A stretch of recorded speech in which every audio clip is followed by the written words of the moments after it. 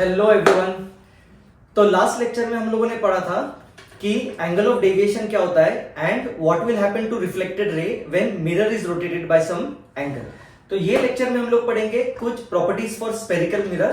तो क्या करो, लेक्चर देखते देखते नोट्स बनाओ, मतलब रिवीजन के लिए भी अच्छा होगा और तुम लोगों के कॉन्सेप्ट्स एकदम क्लियर होंगे। तो चलिए फिर लेक्चर को शुरू करते हैं। तो first topic will be spherical mirrors. तो लास्ट लेक्चर हम लोगों ने पढ़ा था this is a plane mirror. तो मिरर का ये साइड इज सिल्वर सरफेस और ये साइड इज पॉलिश सरफेस जहां से रेज रिफ्लेक्ट होंगे। तो फर्स्ट टाइप था प्लेन मिरर। तो ये दो टाइप जो है these are spherical mirrors. Spherical mirrors मतलब क्या, उनको कुछ तो एक रेडियस ऑफ कर्वेचर होगा। Curved mirrors are called as spherical mirrors. तो सिमिलरली ये जो मिरर्स है इनका ये साइड इज सिल्वर सरफेस, यहां पर सिल्वरिंग करेंगे, और ये वाला जो साइड है ये पॉलिश सरफेस होगा जहां से रेज रिफ्लेक्ट होंगे। सो ये type of mirror is called as concave mirror. अभी इसको याद कैसे रखना है, देख ये कॉनकेव मिरर है, इसको हम लोग याद कैसे रखेंगे। रेज देखो, रेज कैसे आ रहे हैं, ये केव की तरह दिख रहा है, ये केव का माउथ है, इस केव के माउथ में रेज आ रहे हैं। So this is a concave mirror. Similarly ये जो सेकेंड टाइप है दिस इज कॉन्वेक्स मिरर। मतलब क्या, ये जो अंदर का सरफेस है इनर सरफेस इज सिल्वर्ड और ये आउटर सरफेस जो है that is polished. So such type of mirror is called as convex mirror.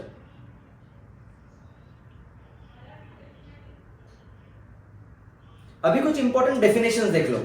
तो ये मिरर कहां से आएगा, ये जो मिरर है that is a part of some sphere. तो अगर मैं एक स्फीयर लूं, इस स्फीयर का पार्ट है वो मिरर। तो अगर मैं कॉनकेव कॉन्वेक्स की बात करूं, अगर हम लोग आउटर सरफेस को सिल्वर करेंगे और इनर सरफेस को पॉलिश करेंगे तो ये होगा अपना कॉनकेव मिरर। और सिमिलरली अगर इनर सरफेस को सिल्वर करेंगे और आउटर सरफेस को पॉलिश करेंगे ये होगा अपना कॉन्वेक्स मिरर। यहां तक सब लोग साथ में, ठीक है। तो ये जो स्फीयर है इसका जो सेंटर होगा that is called as centre of curvature.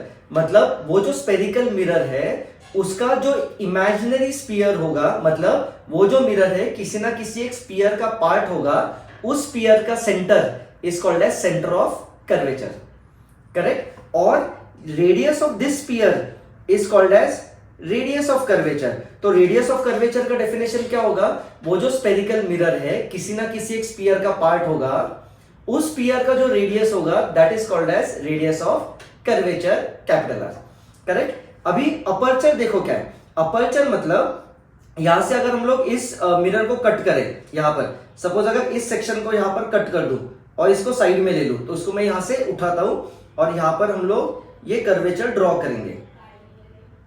तो ये जो कर्वेचर है, ये जो मिरर है इसके एंड पॉइंट्स को अगर हम लोग ज्वाइन करेंगे, ये पॉइंट और ये पॉइंट, तो ये जो होगा इसको हम लोग बोलते हैं अपर्चर। तो ये होगा aperture of spherical mirror. Am I correct. और सेंटर ऑफ दिस मिरर इसको हम लोग बोलेंगे पोल। तो पोल मतलब क्या, centre of mirror is called as pole. तो जनरली पोल वो पॉइंट होगा जहां से डिस्टेंसेस मेजर करना इजी होगा, या इन शॉर्ट पोल मतलब सेंटर ऑफ मिरर, करेक्ट है।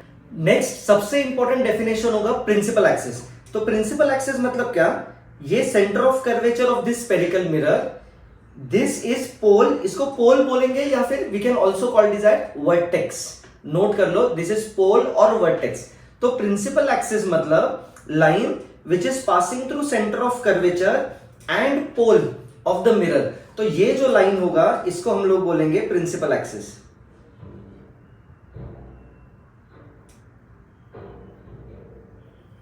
करेक्ट, एकदम सिंपल। अभी हम लोग देखेंगे कि if ray is parallel to this principal axis, वो रे कहां पर हिट करेगा, ऑन प्रिंसिपल एक्सिस। एकदम इजी। सी इसी डायग्राम को अगेन कंटिन्यू करते हैं। तो जनरली यहां पर मिस कॉन्सेप्ट होता है, उस मिस कॉन्सेप्ट को मैं यहां पर क्लियर कर देता हूं। सी सपोज रे है which is coming parallel to principal axis. तो सपोज यहां से एक रे ले लेता हूं, this ray is parallel to principal axis.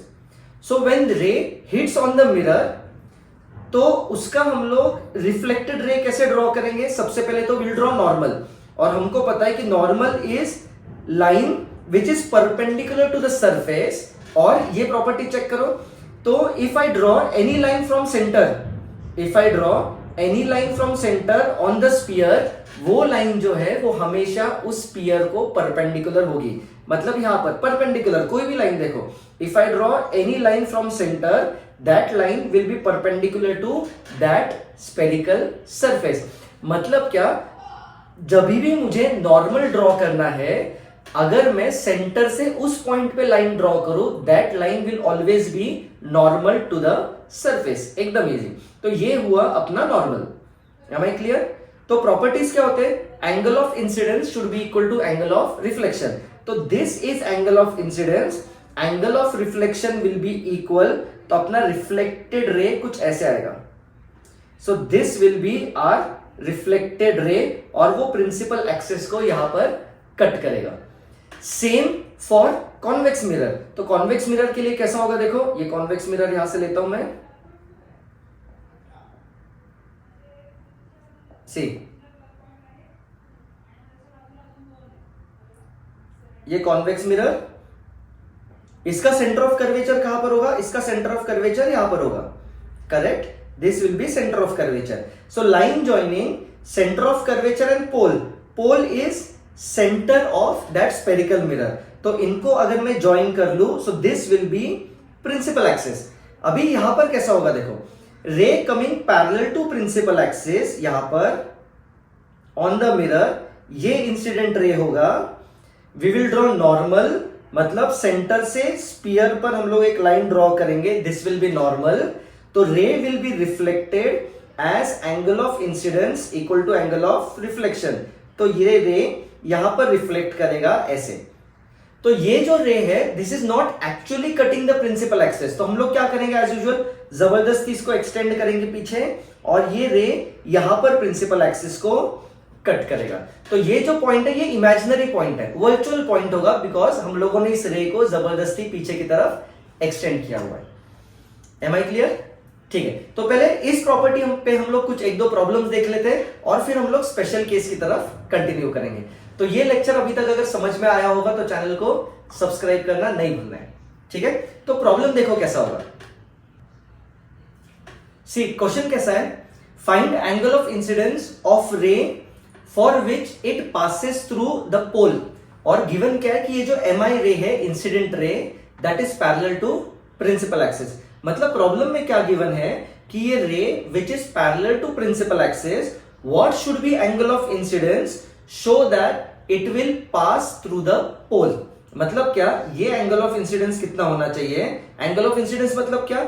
ये जो सेंटर है, सेंटर ऑफ कर्वेचर, वहां से हम लोग पॉइंट की तरफ लाइन ड्रॉ करेंगे, तो ये लाइन होगा अपना नॉर्मल, करेक्ट? और इंसिडेंट रे का angle with normal is angle of incidence.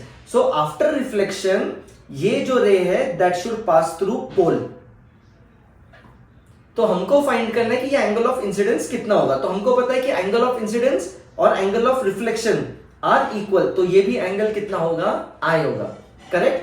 तो एज वी नो, सेंटर से पोल का distance, this is radius of curvature. कौन सा डिस्टेंस? ये distance is nothing but radius of curvature, correct? और सेंटर से ये पॉइंट, मतलब अगेन उस कर्वेचर के ऊपर कोई भी पॉइंट लो, ये भी डिस्टेंस कितना होगा? Radius of curvature.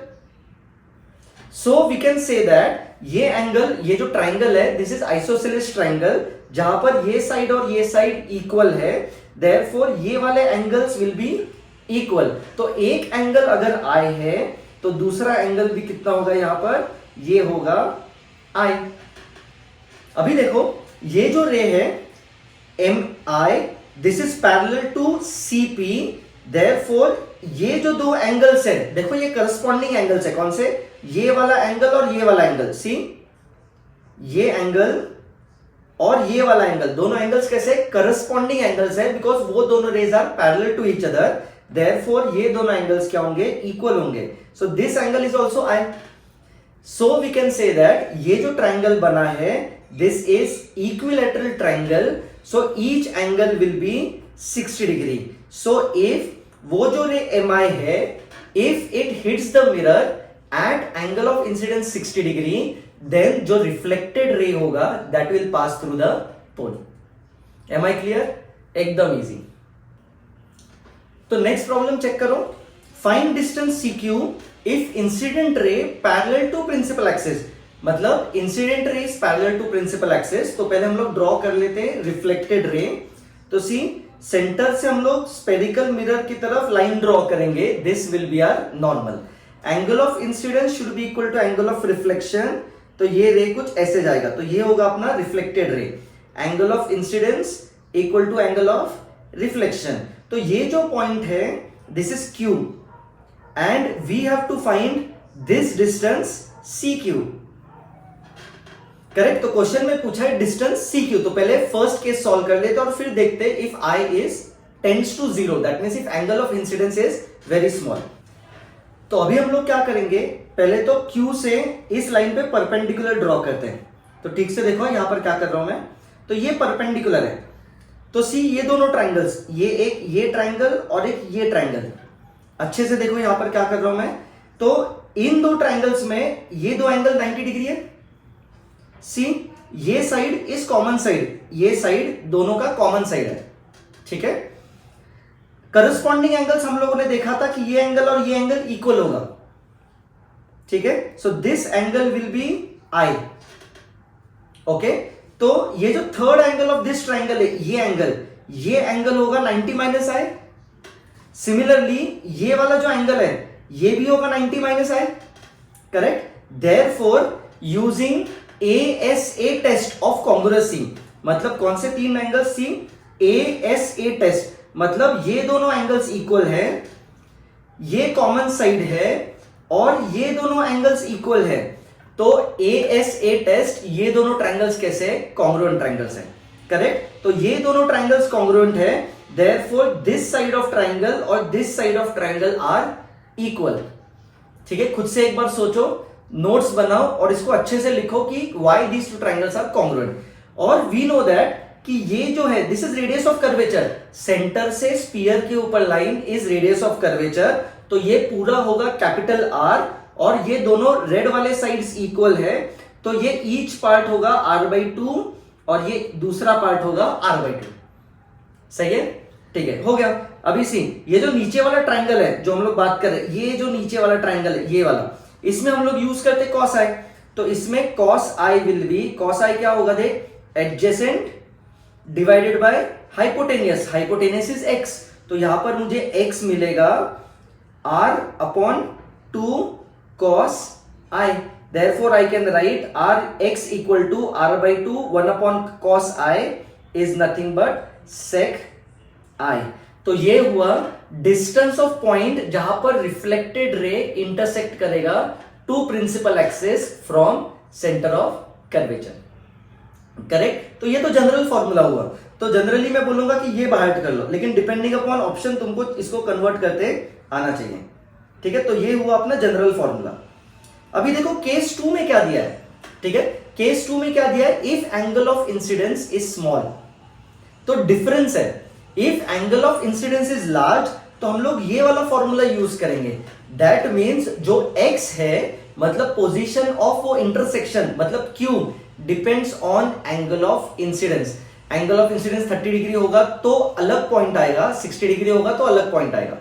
लेकिन इसमें स्पेशल केस होगा if angle of incidence is small. So if I is small then we know that cos i जो है, cos थीटा जो है that is approximately equal to 1, तो x जो है दैट इज r/2।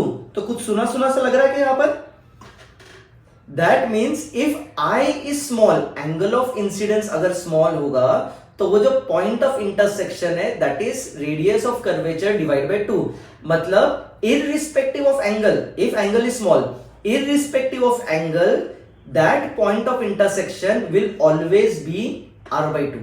और ये किसके लिए ट्रू है, if angle of incidence is small and ray is parallel to principal axis।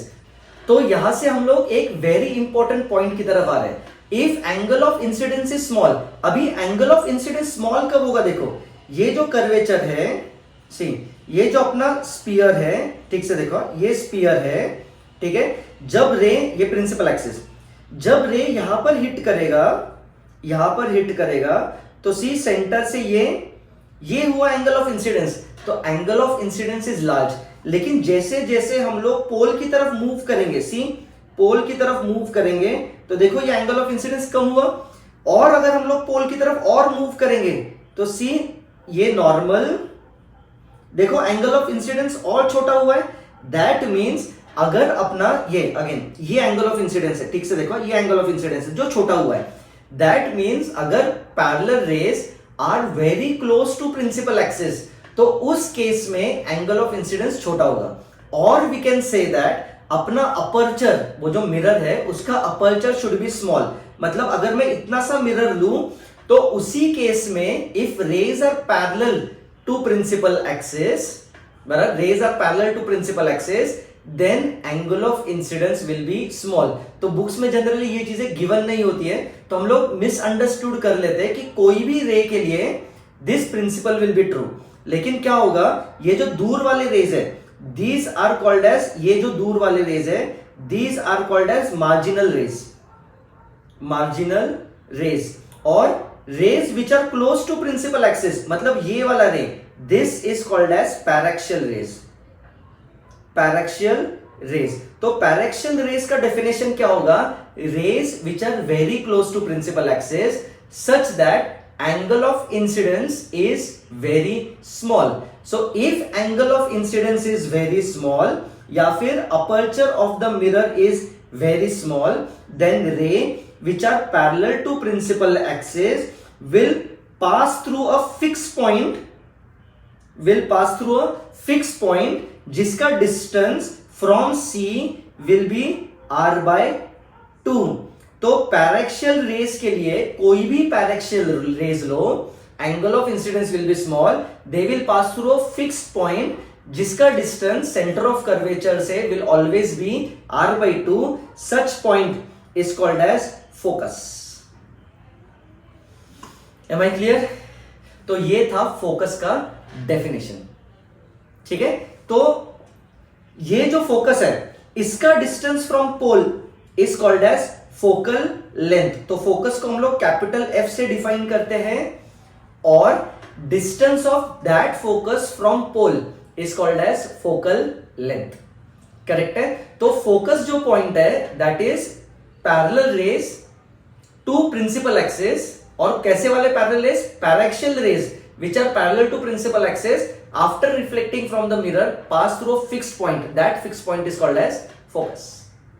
तो यहां पर बेसिक प्रॉपर्टीज देखो for concave and convex mirror.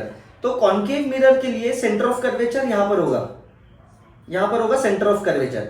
Convex mirror के लिए centre of curvature right side में होगा।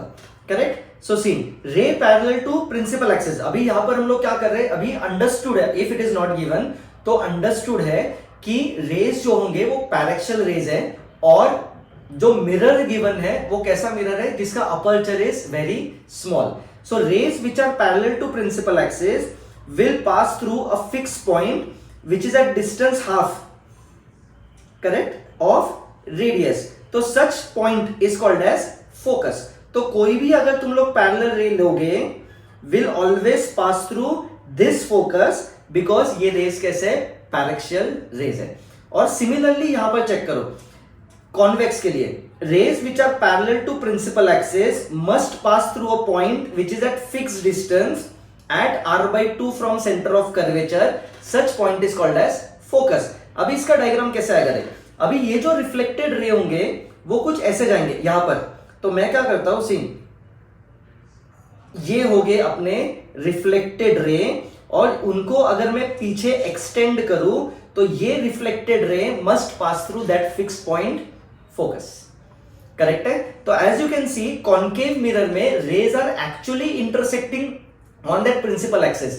तो ये जो होगा दिस इज रियल फोकस, ये जो होगा ये रियल फोकस होगा। और राइट साइड में हम लोग क्या कर रहे हैं, रिफ्लेक्टेड रे को जबरदस्ती पीछे एक्सटेंड कर रहे, प्रिंसिपल एक्सिस के साथ मीट कराएंगे, तो ये होगा अपना वर्चुअल फोकस, वर्चुअल फोकस।